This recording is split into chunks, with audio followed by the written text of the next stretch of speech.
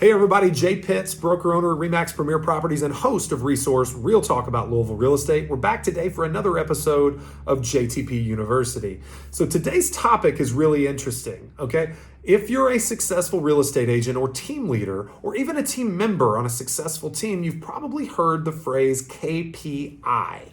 KPI stands for Key Performance Indicators. Now, in key performance indicators, you can have lead measures or lead indicators versus lag indicators. And it gets a little dicey and confusing because a lot of times, depending on which KPI you're talking about, it can be both a lead and a lag indicator. Let me break it down.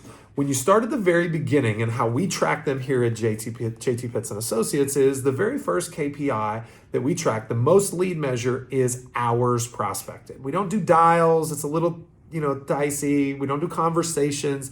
Hours prospected, which just reflects a commitment to spending 1 hour of time working on business lead generation conversion activities, creating new business.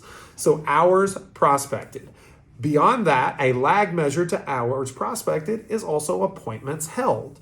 Going on appointments or consultations or listing appointments or showings with clients is a lag measure to hours prospected, but it's a lead measure to offers written. Offers written means submitted to a seller on behalf of a buyer. Okay, those offers written turns into contracts accepted, lead or lag and lead. Contracts accepted is a lead measure to close transactions, okay? And that's only on the buyer side. If you go to the listing side, listing appointments held, listings taken, listings pending, listings closed. There's a progression, okay? Why is it important that we know what these things mean, that we define them, and that we track them in our business? Because it gives you a nice pathway from activity to success, okay? If you don't understand what the relationship is between each measure or each KPI, you have a hard time understanding the momentum of your business. Okay, I will say this, a lot of my agents, they need coaching. They're here to be mentored. Okay, they're here to be mentored at things that I have some experience with. So, for example, how do I know, I guess the question I should ask is, how do I know what to provide them coaching on? If I ask them where they're falling short, I'm going to get an emotional response that's not rooted in fact necessarily, but more in feeling. Okay, if I look at the numbers and they've been on done a whole bunch of hours prospected but don't have any appointments, then they're probably not very good on the phone and don't know what to say and could use some script training.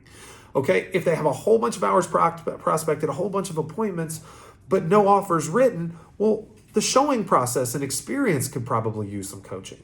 If they make it through showings and they don't have, or to writing offers and they don't have any offers accepted, well, are they having the appropriate conversations about qualification and motivation and helping people structure offers that are easily accepted by sellers in today's market?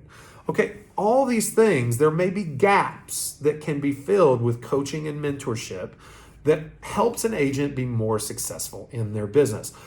One of my mentors once told me that you can expect what you inspect. And if you don't inspect, you can't expect. So I track all these numbers to ensure success. Numbers are your North Star. Track your stats, figure out your KPIs that are relevant to you, track them. You'll thank me later. Again, Jay Pitts, host of Resource Real Talk about Louisville Real Estate. This has been an episode of JTPU University. Give us a 5-star review on iTunes or any of the places you podcast from, Spotify, etc. We'd love to hear your feedback. Find me offline as well. We'll see you soon.